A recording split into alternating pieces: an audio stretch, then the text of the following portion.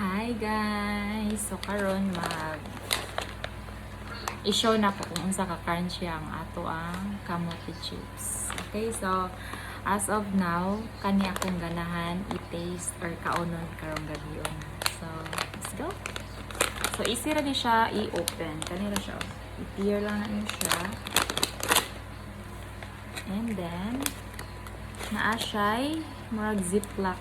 Okay, so sealable siya. Kung hindi mo mahurot, pwede rin mo siya i-seal balik kay para ma-stay siya all fresh. Pero nakasulay ko ani nga, naka-open bitaw siya. Like, na-seal ako siya pero na-open siya. So, doon akong bag. But, ang crunchiness niya kay naagya ko. So, let's go. So, ang flavor ani kay salt.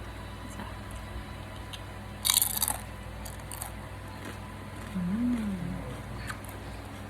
so siya taste na salt.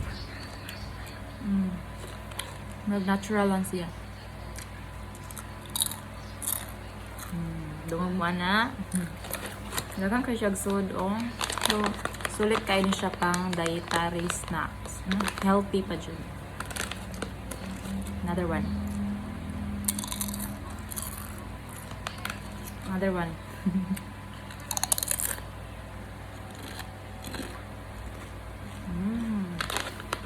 So, kung ganahan mo order natay daghang klase nga flavor, natay cheese, salty, chili barbecue, and sweet and sour. Another one.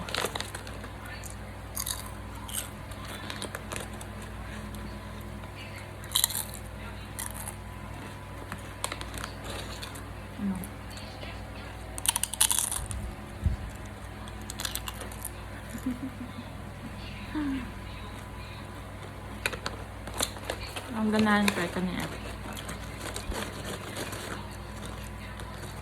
Tadaan! The purple one.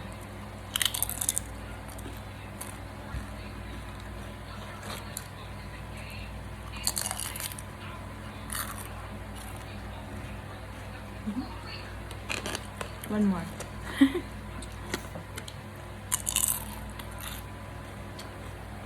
So, kung ganahan mo, PM lang. Diba? Wala sa comment section na PM lang. One more. So big.